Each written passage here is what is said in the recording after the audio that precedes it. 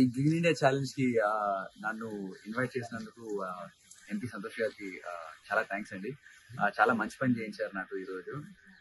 మనం అందరం కలిసి ఒక్క చెట్ని ప్లాంట్ చేస్తే అసలు ప్రపంచం చాలా అందంగా తయారైపోద్ది. మనకు ఎటువంటి ప్రాబ్లమ్స్ ఉండవు, పొల్యూషన్ అనేది ఉండనే ఉంటుంది ఇంకా. And I'd like to nominate 3 other contestants from Bigg Boss. I'm nominating Sohail, I'm nominating Harika, and I'm nominating Kalyani garu. అందరూ ఒక మొక్కను నాటండి అండ్ ఇండియాని గ్రీన్ చేయండి.